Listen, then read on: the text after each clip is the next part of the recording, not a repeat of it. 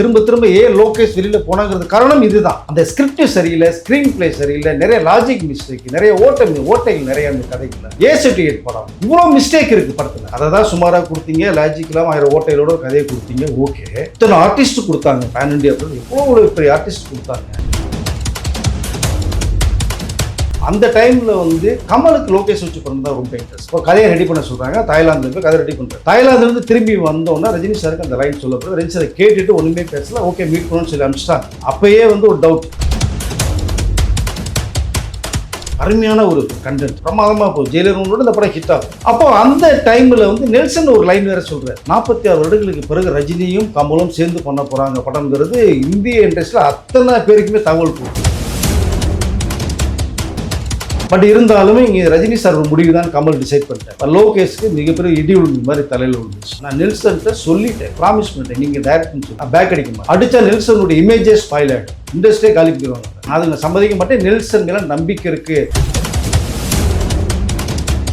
Nelson script ready பண்ணி ரஜினி கேட்பாரு, கமல் ஒரு தடவை தனியாக கேட்பாரு, ரஜினி கமல் சேர்ந்தும் கேட்பாங்க ஒரு தடவை. இது டோட்டலாக ஸ்கிரிப்ட் வந்து 2 பேருக்குமே பிடிச்சி ஃபில்டர் ஆகும். ஃபர்ஸ்ட் படம் நம்ம கமலோட உள்ள நுழைஞ்சோம், கடைசி படமும் கமலோட நடிச்சுட்டு வெளில போவோம் அப்படின்னு நினைக்கிறேன். தயவுசெய்து வேண்டாம், போக வேண்டாம், நீங்க நடிங்க. உங்களை பார்க்கறதுக்கு கோடிக்கணக்கான ரசிகர்கள் மக்கள் இருக்காங்க, சின்ன சின்ன பசங்க இருக்காங்க, 3 வயசு பசங்க லைக் பண்றாங்க. அந்த லாஸ் சரி பண்றதுக்கு, கமல்ஹாசனை தூக்கி விடுறதுக்கு, நட்பு உயர்த்தி காமிக்கிறதுக்கு இந்த படம் தவிர ரஜினி மீண்டும் ஒரு படம் வந்து நடிக்க போறாரு சுந்தர்சி டைரக்ஷன்ல. அந்த படத்தை கமல் தான் தயாரிக்கிறாரு. அதுக்குள்ளதான் ஐஸ்வர்யா ரஜினிகாந்தும் ஸ்ருதி ஹாசனும் 2 பேரும் வர்றாங்க. யங்ஸ்டர்ஸ் அடுத்த ஜெனரேஷன் உருவாக்குறாங்க. ரஜினியும் கமலும் அவங்க தயாரிப்பாளராக மாறுறாங்க. அவரு ஒரு விஷயத்த சொல்றாரு, ரஜினி சார் ஒரு வில்லேஜ் மேட்டர் பண்ணா நல்லா இருக்கும் சார், எல்லாமே எதிர்பார்க்குறாங்க, காமெடியன்ஸோட சென்டிமெண்டோட ஃபேமிலி ஆக்டரோட பண்ண ரொம்ப நல்லா இருக்கும் அப்படிங்கிற ஒப்பீனியன் நிறைய பேர் பேசிட்டு இருக்காங்க. இப்போ 2027 ரஜினி சாருடைய 2 படம் ரிலீஸ். ஜூன் 12 ஜெயிலர் 2, தீபாவளிக்கு சுந்தர்சியும் ரஜினியும் சேரக்கூடிய அந்த படம் ட்ரீட் வரும். தீபாவளி ஒரு செலிப்ரேஷனாக இருக்கும்.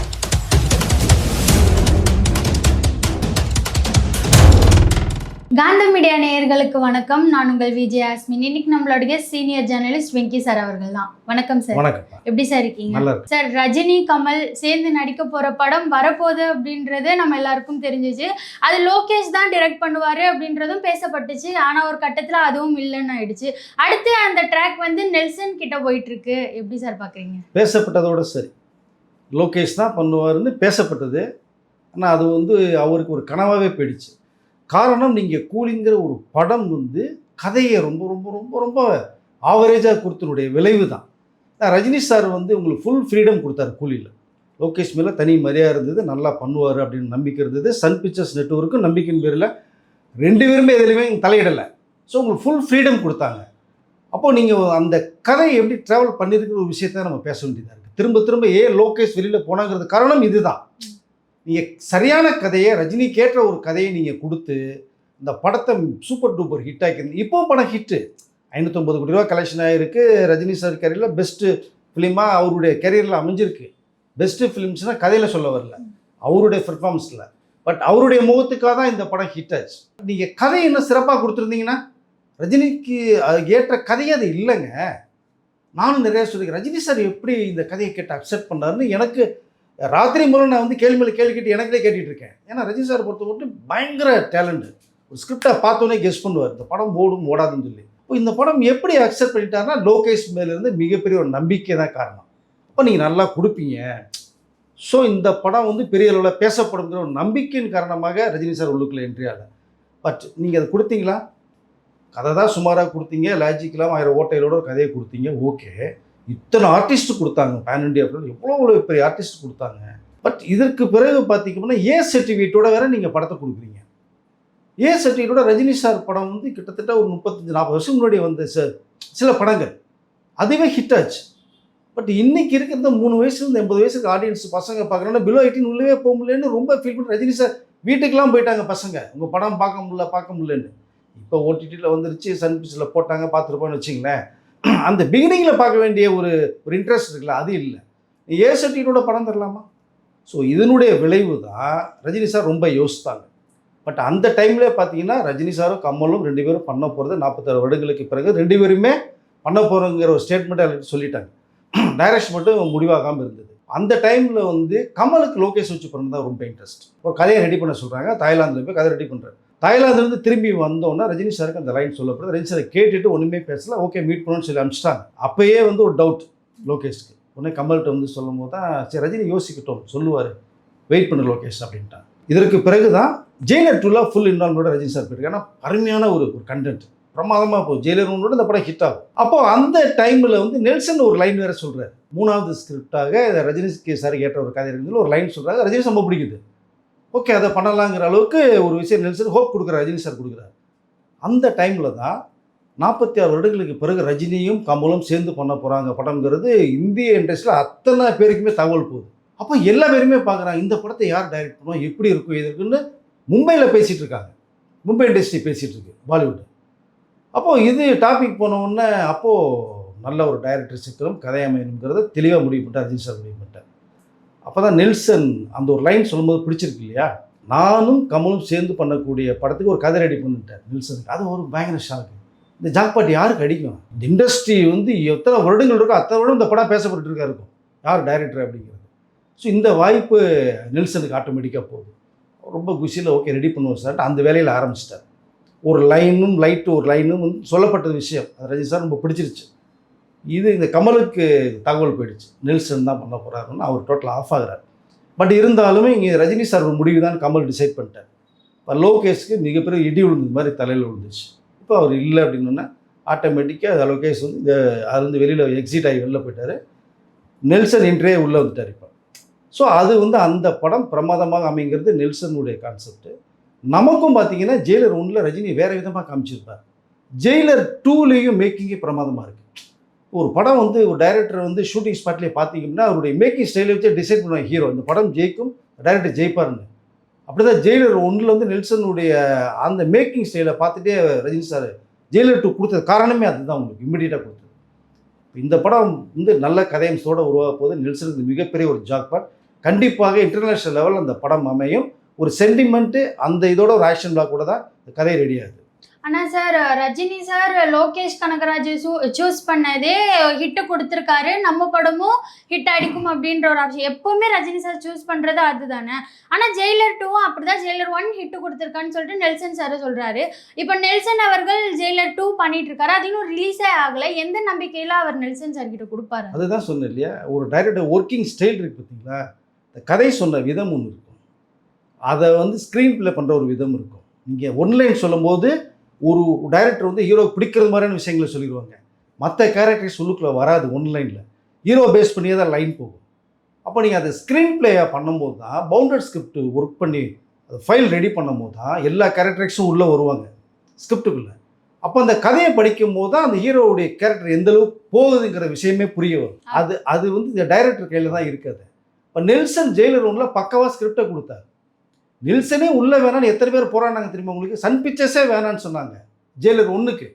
ஏன்னா முந்தைய படம் சுமாராக போச்சு, இது உங்களுக்கு பெரிய பிரேக் ஆகணும், எனக்கு பெரிய பிரேக் ஆகணும்னு சொல்லி. ஆனால் நான் நெல்சன்கிட்ட சொல்லிட்டேன், ப்ராமிஸ் பண்ணிட்டேன், நீங்கள் டைரக்ட்னு சொல்லி நான் பேக் அடிக்க மாட்டேன். அடித்தா நெல்சனுடைய இமேஜே ஸ்பாயில் ஆகிடும், இண்டஸ்ட்ரியே காலி பண்ணிடுவாங்க அவர். அது நான் சம்மதிக்க மாட்டேன். நெல்சன் மேலே நம்பிக்கை இருக்குது, ஜெயிலர் 1 ஹிட்டு கொடுப்பாருன்னு ரஜினி சார் வருது. அந்த கதை சொன்ன விதம் அதுதான் நீங்கள் பார்க்கணும். அப்போ ஜெயிலர் 1 650 கோடி கலெக்ஷன் ஆச்சு. இப்போ ஜெயிலர் 2 வந்து கதை சொன்ன விதம், அவருடைய ஸ்க்ரீன் பிளே ட்ரீட்மெண்ட்டு, இதுதான் ஒரு படத்துக்கு முக்கியம். நீங்கள் ஸ்க்ரீன் பிளேயில் கோட்டை விட்டிங்கன்னா படம் விழுந்துடும். ஸோ அது ரொம்ப முக்கியமாக பார்க்கப்படுது. அப்போ நெல்சனுடைய ஒர்க்கிங் அந்த ஸ்பாட்டில் பார்க்கும்போது ரஜினி சார் ரொம்ப ஹாப்பியாக பிரமாதமான ஷாட். நீங்கள் ஷாட் வைக்கும் போதே தெரியுங்க ஒரு படத்தினுடைய குவாலிட்டி, டைரக்டருடைய ஒர்த்து. ஒரு படத்தினுடைய ஒரு சீன் சொல்லும்போது ஷாட் பிரிப்பாங்க, ஒரு சீனுக்கு 6-7 ஷாட் பிரிப்பாங்க. ஒரு மாஸ்டர் ஷாட் ஒன்று பண்ணுவாங்க, எக்ஸிட் ஒரு மாஸ் ஷாட் ஒன்று பண்ணுவாங்க. எடுக்கும் போதே பார்த்தீங்கன்னா ஃபஸ்ட்டு மாஸ் ஷாட் எடுப்பாங்க, எக்ஸிட் எடுத்துருவாங்க. மிடில் ஷாட் பிரியும் உங்களுக்கு, இந்த சக்ஜஷன் சொல்லுவாங்க, க்ளோஸ்அப் சொல்லுவாங்க. இந்த ஷாட்லாம் பிரியும். நீங்கள் ஒரு சீன் பார்க்குறது 7-8 ஷாட் பிரிப்பாங்க டைரக்டர்.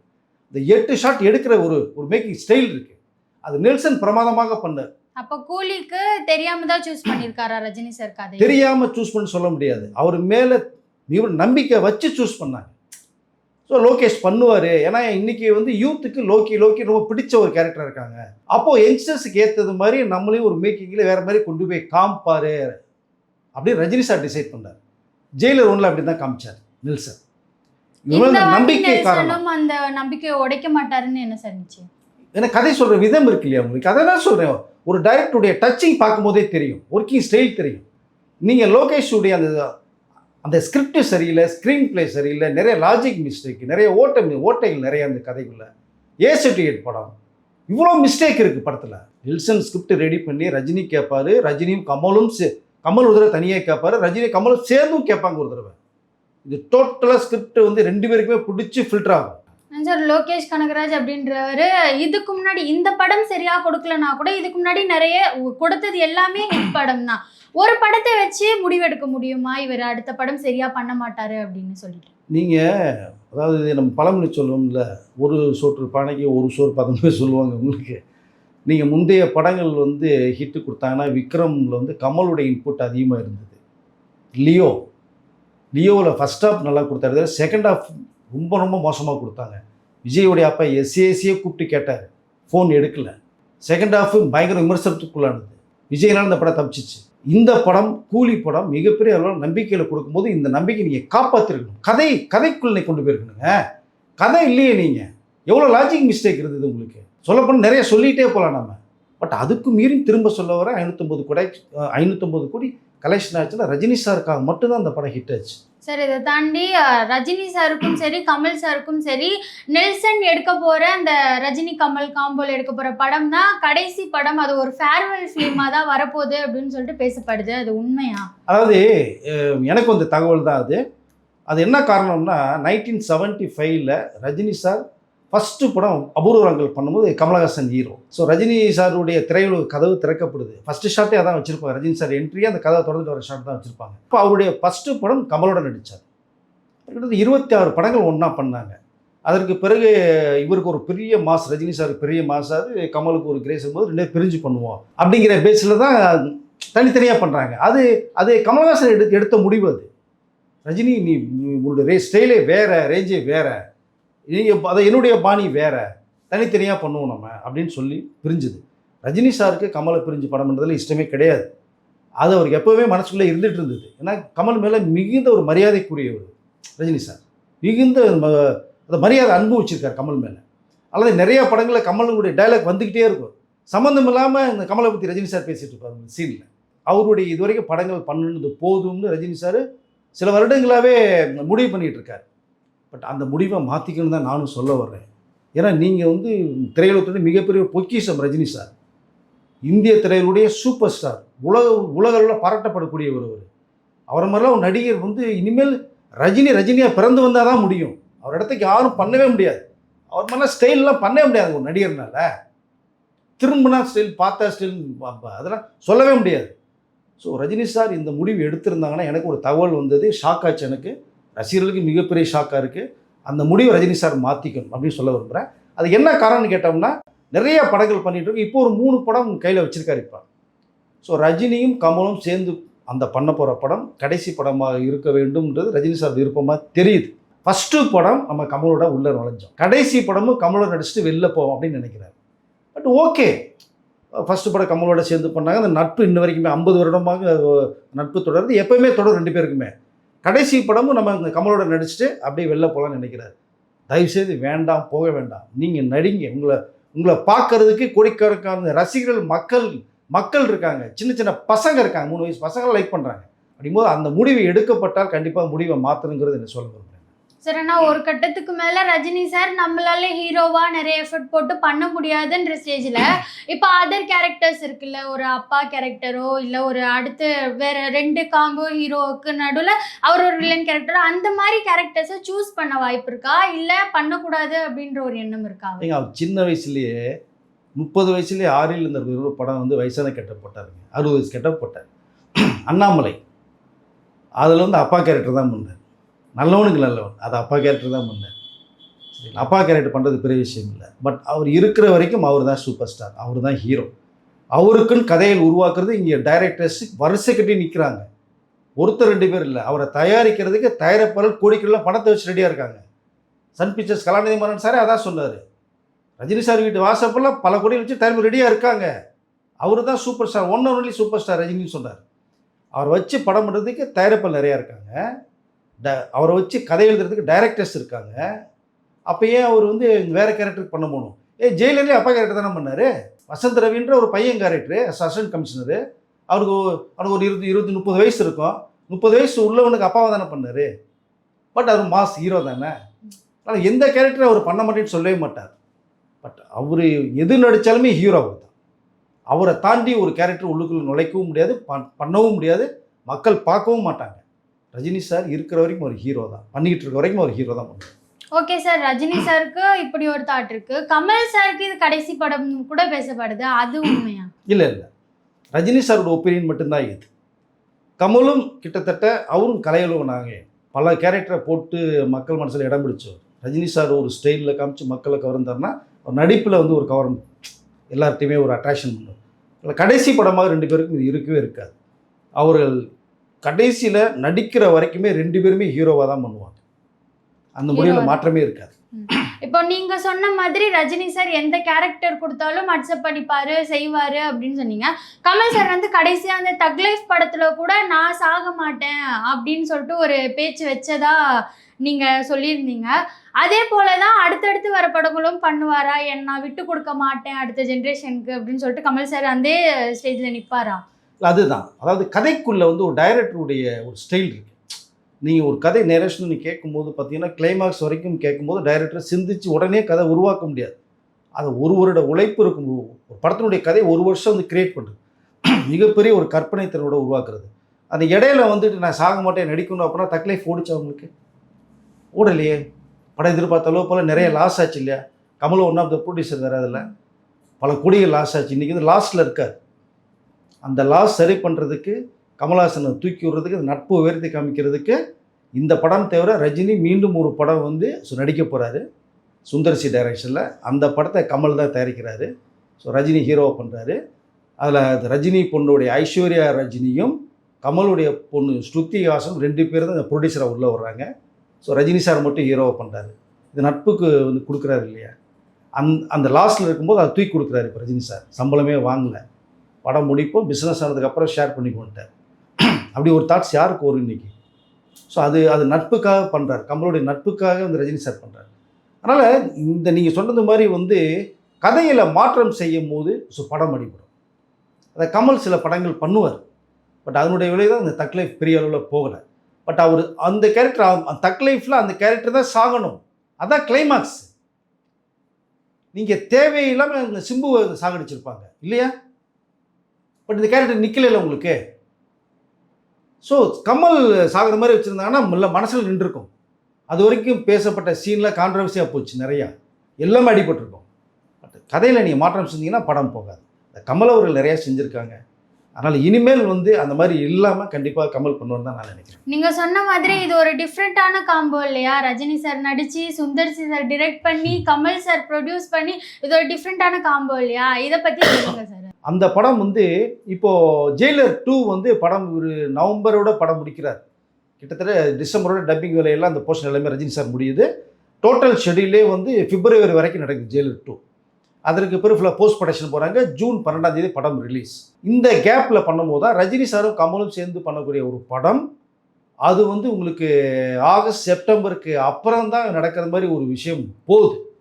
பட் இது ஜனவரி கூட ஆனாலும் ஆகலாம். ஏன்னா கதை வந்து இவர் நெல்சன் ஃப்ரீ ஆகிறதே வந்து ஏப்ரலுக்கு அப்புறம் தான் ஃப்ரீ ஆகிறார். அப்போ ஒரு 6 மாத காலமாவது வேணும்னு சொல்லிட்டு, 1 வருஷம் வேணும்னு கேட்குற, ஒரு 6 மாத காலமாக தேவைப்படும். அப்போ நெக்ஸ்ட் இயர் டிசம்பர் வரைக்கும் கதை விவாதத்தில் போவார், ஒரு 5 மாதம் உட்காருவார். அப்போ 2027 ஜனவரிக்கு பிறகு தான் ரஜினியும் கமலும் சேர்ந்து பண்ணக்கூடிய படம் வந்து ஷூட்டிங் ஆரம்பிக்கும். அப்போ ஜெயிலர் 2 முடிச்சிட்டாருன்னா நெக்ஸ்ட் இயர் ஃப்ரீ ஆகுது. Jailer 2 June 12 release. அப்போ அந்த கேப்பில் ஒரு படம் ஒன்று விரும்புகிறார். இதை ரஜினி ரசிகர்கள் ரொம்ப லைக் பண்ணுறாங்க. ரஜினி சார் ஒரு டிஃப்ரெண்ட்டான கதைக்குள்ளே போகணும். அப்போது ரஜினி சார் ஃபேன்ஸ்கிட்ட நான் பேசும்போது பார்த்தீங்கன்னா, என்னோட முக்கியமான ஒரு நண்பர் கூட சொல்லலாம். ஒரு மன்னன் படத்தில் ப்ரொடக்ஷன் எக்ஸிக்யூட்டிவ் ஒர்க் பண்ணவர், ஆம்பூர் நேதாஜின்னு பேர். ரஜினி சார் ரொம்ப நெருங்கிய நட்பு வட்டத்தில் இருக்கிறவர். அவர் ஒரு விஷயத்த சொல்கிறார், ரஜினி சார் ஒரு வில்லேஜ் மேட்ரு பண்ணால் நல்லாயிருக்கும் சார், எல்லாமே எதிர்பார்க்குறாங்க. காரணம் கேட்டிங்கன்னா, ஒரு படையப்பா ஒரு வில்லேஜ் ஸ்டைலில் ஒரு மேக்கிங்கில் பண்ணி சூப்பர் டூப்பர் அட்டாச் படம், உங்களுக்கு காமெடியோட இமோஷனோட ஆக்ஷனோட பண்ணியிருப்பார். ரெண்டாவது பார்த்தீங்கன்னா, ரஜினி சாருக்கு பெரிய ஒரு மாஸ் ஹீரோவை மாற்றின படம் வந்து ஏவிஎம் தயாரித்த முரட்டுக்காளி படம். அதில் வில்லேஜ் சப்ஜெக்ட். அது மாதிரி இவரில் அந்த நேதாஜி சொல்கிறது ஒரு பக்கம் இருந்தால் கூட மற்ற ரசிகர்கள் கூட வந்து ரஜினி சார் வில்லேஜ் படம் பண்ணி ஒரு காமெடியன்ஸோட ஒரு சென்டிமெண்டோட ஃபேமிலி ஆக்டரோட பண்ணால் ரொம்ப நல்லா இருக்கும் அப்படிங்கிற ஒப்பீனியன் நிறைய பேர் பேசிட்டு இருக்காங்க. இந்த தவிர ரஜினி சாருக்கும் போகுது. அப்போ இந்த கேப் உழுது இல்லைங்களா உங்களுக்கு, நெக்ஸ்ட் இயர் ஃபுல்லாக கேப் இருக்கு இல்லையா, அந்த கேப்பை ஃபுல்லாக பண்ணுறதுக்கு ஒரு படம் ரெடி பண்ணுறான்னு ஐடியா பண்ணும்போது ஆல்ரெடி வந்து சுந்தர்சி ஒரு ஸ்கிரிப்ட் ரெடி பண்ணிக்கிற ரஜினி சாருக்கு தகவல் போகுது. சுந்தர்சி ஒரு கமர்ஷியல் டைரக்டர், நல்ல ஃபேமிலி என்டர்டைன்மெண்ட்டாக ஒரு காமெடி சென்ஸோட ஒரு மெசேஜோட கொடுக்குறவர். அருணாச்சலம் கூட ரஜினி சார் வச்சு ஆல்ரெடி பண்ணவர், சூப்பர் டூப்பர் ஹிட் படம் உங்களுக்கு. அது கிட்டத்தட்ட அந்த ஒரு கதையை ரெடி பண்ணி வச்சு ரஜினி சார் ரொம்ப பிடிச்சிருக்கு அவருக்கு. பட் அவர் ரொம்ப ஷார்ட் பீரியடில் பிடிக்கக்கூடிய ஒரு சுந்தர்சி டைரக்டர். ஆரம்பித்தா படத்தை முடிச்சிருவார், அப்படியே ஒரு டைரக்டர். அது டக்கு ரஜினி சார் ஐடியா வந்து சுந்தர்சி கூட ஒரு படம் பண்ணுவோம்னு சொல்லி முடிவு பண்ணிட்டாங்க. எல்லாமே ஓகே ஆயிடுச்சு. அந்த படத்தை தயாரிக்கிறது ஏகப்பட்ட போட்டி. ரஜினி சார் படம் அடுத்து ஒரு கேப்பில் பண்ணணும்னு சொல்லி நிறைய பேர் க்யூவில் நின்னாங்க. அதில் ஐஸ்வரி கணேசன் வந்து மல்லு கட்டி நின்றார், பண்ணுவோன்னு. இன்னொரு பக்கம் பார்த்தீங்கன்னா கலைப்புலி தானு வேற, எப்படியா ரஜினி சார் திரும்பி ஒரு படம் பண்ணணும்னு சொல்லி நிறைய ப்ரொடியூசர் வெயிட்டிங்கு. ஆனால் யாருக்கு இந்த வாய்ப்பு போகும் அப்படிங்கிறது தெரியாமல் இருந்துச்சு. யார்கிட்ட போனோம்னே ஐஸ்வர்யா ரஜினிகாந்த் வந்து கோ ப்ரொடியூசராக உள்ளே போகிறாங்க அப்படிங்கிற விஷயம் பேசப்பட்டுச்சு. பட் இதற்கிடையில் பார்க்கும்போது ரஜினியும் கமலும் சேர்ந்து பண்ணக்கூடிய படத்தை ராஜ்கமல் ஃபிலிம்ஸ் கமல் தயாரிக்கிறார். அதோட ரெட் ஜெயின் மூவிஸ் இன்பநிதி உதயநிதி சாருடைய பையன் இன்பநிதி தயாரிப்பில் உள்ள வர்றார். அது பெரிய பட்ஜெட். ஸோ 700 கோடி ரூபா பட்ஜெட். ஸோ அதனால் அந்த கேப்பில் ஒரு படம் பண்ணணுங்கும் போது தான் இதை சரி கமலை வச்சே பண்ணணும்னு சொல்லி தான் இப்போ கமல் அந்த படத்தை மீண்டும் தயாரிக்கிறார். ரஜினி சுந்தர்சி தயாரிக்கிற படத்தை. அதுக்குள்ளே தான் ஐஸ்வர்யா ரஜினிகாந்தும் ஸ்ருதி ஹாசனும் 2 பேரும் வர்றாங்க. யங்ஸ்டர்ஸ் அடுத்த ஜென்ரேஷன் உருவாக்குறாங்க. ரஜினியும் கமலும் அவங்க தயாரிப்பாளராக மாறுறாங்க. இது கமலை எதிர்பார்க்காத ஒரு விஷயம். ஒரு படம் தான் பெரிய பட்ஜெட் நம்ம பண்ண போகிறோம்னா சோலோவாக ஒரு படம் வாய்ப்பு வருது. அப்படிங்கும்போது கமல் எதிர்பார்க்கல இந்த ரிசல்ட்டை. நண்பனுக்காக நான் செய்கிறேன்றார். அங்கே தான் நட்பை நம்ம பார்க்கணும்னு சொல்கிறாங்க. கமல் வந்து ரொம்ப ஷாக்காக மீண்டு வரலைங்கிறார். பட் இந்த படம் வந்து நெக்ஸ்ட் இயர் தீபாவளிக்கு படம் ரிலீஸ் ஆகுது. அப்போ 2027 ரஜினி சாருடைய 2 படம் ரிலீஸ். June 12 Jailer 2. தீபாவளிக்கு சுந்தர்சியும் ரஜினியும் சேரக்கூடிய அந்த படம் ட்ரீட் வருது. தீபாவளி ஒரு செலிப்ரேஷனாக வருது. அடுத்த வருஷம் ரசிகர்களுக்கு மிகப்பெரிய ஒரு ட்ரீட் அமையுதுன்னு சொல்ல வரேன். சினிமா சம்மந்தப்பட்ட நிறைய விஷயங்களை பகிர்ந்ததுக்கு நன்றி. நன்றி.